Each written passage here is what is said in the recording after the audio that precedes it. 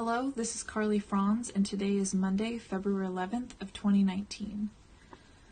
This is going to be the most important video that I have made yet. I'm going to be telling you the names, the places, and everything. So if somebody could please, in case anything happens to me, if anything should happen to me after divulging this information to the public, I hope that somebody will save this video or download it to their computer and maybe re-upload it in the future, because I think that after this video I will be facing some serious repercussions for what I'm exposing. I had to type it out because there's so much information and I want to keep the video at, under like 20 minutes because there's just a lot to talk about, and I know that when I'm just kind of talking from the heart, I usually pause, or I might, lose my train of thought. So I'm going to be reading off of a document that I typed up because it's just going to be better that way. This is a detailed written account of my events. These repressed memories surfaced in mid-August of 2018 through January of 2019, over 2 decades after the abuses took place. My parents, Carl Walter Franz and Holly Marie Johnson, got married in 1989, and I was born in 1990. My father's father, so my grandfather, Hilmar Franz, purchased a home in La Mesa, California for my parents to live in. However, the title was never given to them. It was always kept in my grandfather's name, albeit the house is currently in a living trust, cryptically named the Franz Survivors Trust. My parents divorced in 1992, and while my father continues and still does, he lives in this house, my mother moved out to live with her sister Shelley and brother-in-law Charles in neighboring Spring Valley, California, in a house on Bancroft View Drive. My parents had joint custody of me, with my mother being the primary custodian. In June of 1996, during my last week of kindergarten, on a Thursday, while I was in the care of Shelley and Charles, as my mother was on a work trip, I was taken from the Spring Valley house, abducted in a van and under the darkness of early morning by my father's great-uncle, so my grandfather's brother, Dieter Franz. Dieter's wife, Lindy Franz, who is in the Eastern Star cult, my father's father, so my grandfather, Hilmar Franz, and his wife, Jean Franz. She's dead now. And they were all in the van. My grandfather's brother, so Dieter Franz, was the person who came into the house to take me. My mother's brother-in-law, my Uncle Charles, was there, and he tried to stop Dieter from taking me. They got into a physical scuffle, and Dieter threatened Charles' life by telling him that he would kill him. He had a gun if he didn't step aside and let me be taken. Charles did not have a gun. My Aunt Shelley was sitting on the staircase witnessing this. Their bedroom was upstairs and mine was downstairs. I remember Dieter wearing a leather jacket, hat, and gloves as he carried me out of the house in Spring Valley, out the front door. Charles held the door open with a look of shame and sadness on his face that he tried to somewhat hide behind the door. I was taken in the van to my great-uncle's house in Los Alamitos, California, which is in Orange County. And I remember my grandfather Hilmar and his brother Dieter arguing in German in front of me outside of the door to Dieter's home garage. I believe that my grandfather was trying to stop Dieter from what he was about to do. Dieter was wearing a Nazi officer's hat and shorts and a shirt. My grandfather, Hilmar, closed the side door to the garage as Dieter was shoving me into the back seat of his car, a gold Cadillac with Master Mason's license plates, which was parked in the garage. Dieter sat on the back seat and told me to take my clothes off. I refused and began crying. He grabbed me, took off my underwear, and pulled me onto his lap, to which his penis was exposed. I fought him as he was raping me, and he eventually let go of me. I urinated in his car, which infuriated him, and then he shoved me out of it. I was then taken into the house where there was porn being played in the living room. There was a little girl there that appeared to be around my age, and she was naked. I was told to sit on the couch and to not go anywhere. I could hear another child being abused in one of the bedrooms down the hall. I tried to talk to this little girl, but she didn't understand English, and she was not white. She was tan and had black hair. We were ordered to drink juice boxes in this living room, which were laced with some kind of sedative. After consuming the juice boxes, we were taken down the hallway that branched into bedrooms. In one bedroom to the right side, I saw my grandmother Jean sitting on a bed in her underwear, and she had a look of disgust and sadness about her. Dieter took me and this little girl into a bedroom on the left side and closed the door.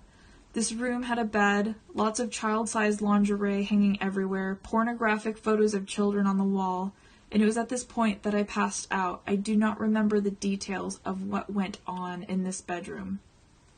When I awoke from the sedatives at night, I was driven to the Bellflower Masonic Center in Los Alamitos, California. Los Alamitos is in Orange County, and it's about an hour and a half north of San Diego. And so these relatives, perpetrators on my father's side of the family, live in Los Alamitos too. Upon exiting this van that I was abducted in, a stranger carried me into the building and away from the people who were familiar to me. I could feel their presence leaving me as I was brought into the building and down to the basement. First, there was a long hallway with metal cages lining the entire distance. There had to have been about 50 cages, and half of them were empty, while the other half contained naked children. I was first brought into an all-pink room with a satanic star on the wall, where about 15 to 20 of the Eastern Star cult women rubbed me and molested me while love-bombing me with sayings like, "You're so lucky to be chosen."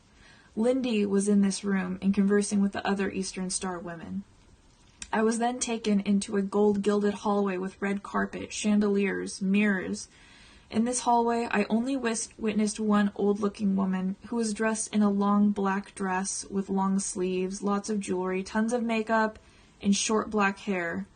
She kind of looks like Shirley MacLaine. All of the other people there were men, and they were dressed in tuxedos, Freemason regalia such as medals, aprons, their necklaces. We took a left turn into another hallway and then a right turn into a long dining room that was crowded with these men, and men only.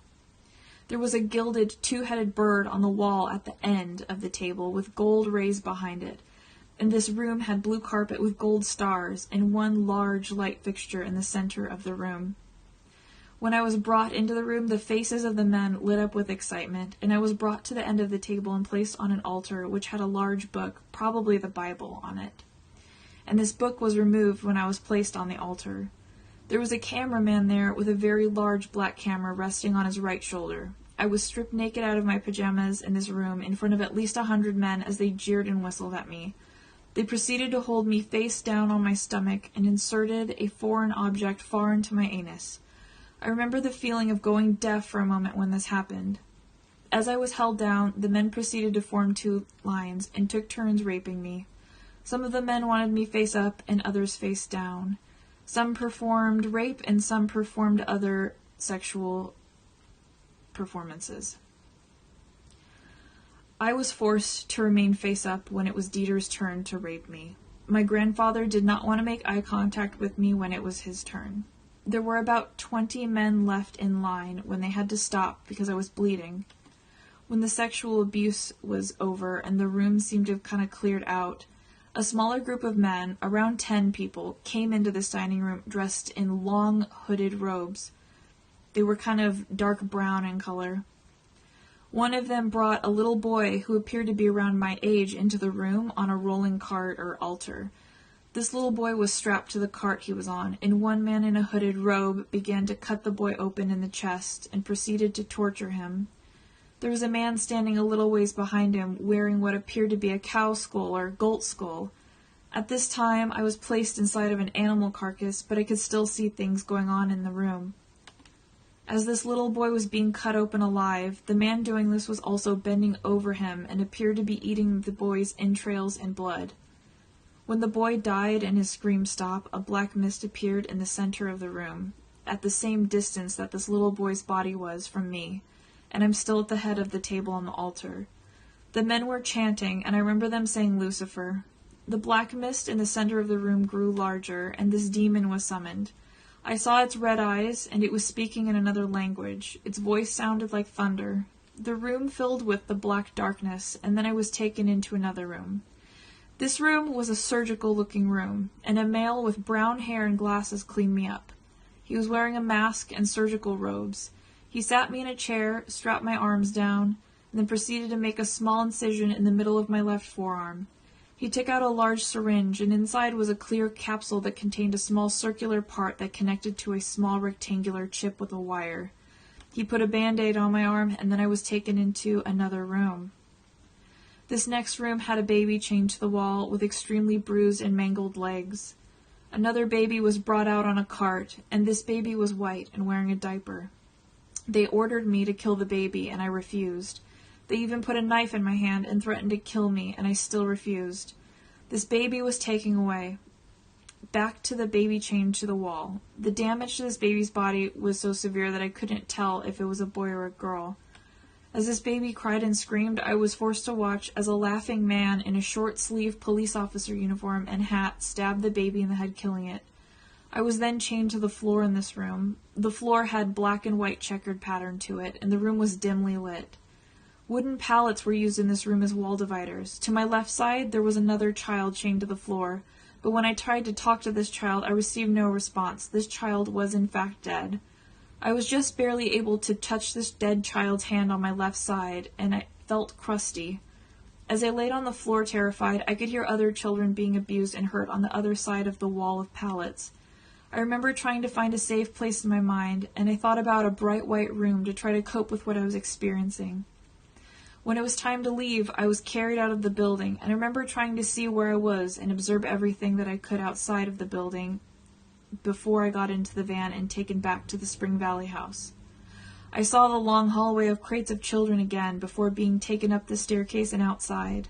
I remember the Masonic compass and G glowing on the side of the building, and I remember what the Bellflower Masonic Center looked like near the roof line of the building. The car ride back to Spring Valley was quiet, and there were about 7 police officers at the house when I returned. 2 officers took me to my room and threw me down on my bed. They stood at my door and threatened me that if I were to ever speak out, I would be killed along with everyone that I loved. I was so tired and afraid, I cried myself to sleep. The next morning when I woke up, my Uncle Charles came to my room, and it looked like he had been crying. He asked me to keep this a secret and never talk about it.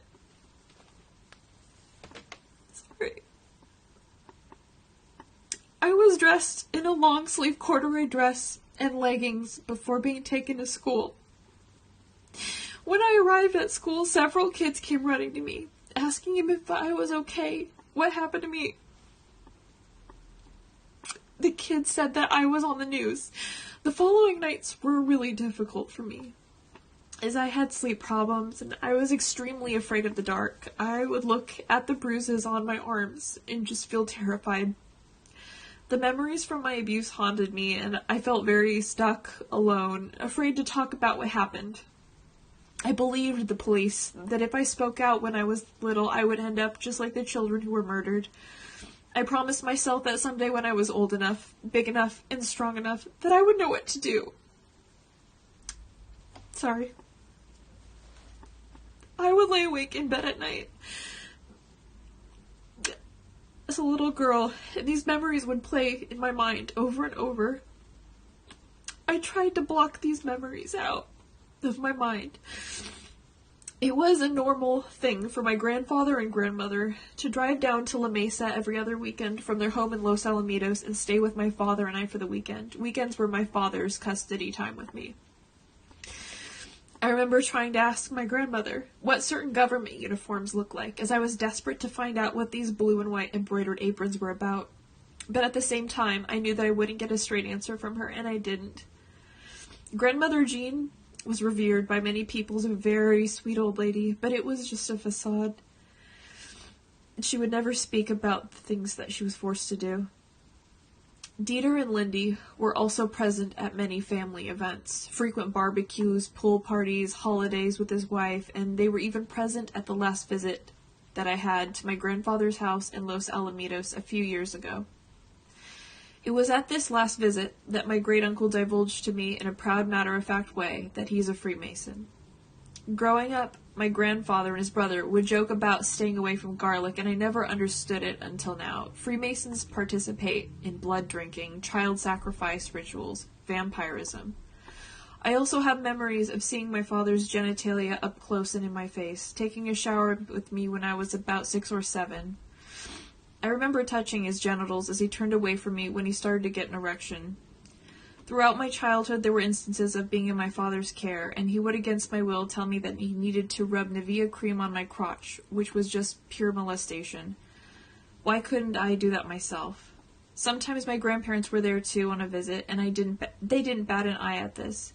He would do this with the door open, so I never knew if I was being helped or if it was just my pedophile family members all being complicit with each other in my abuse.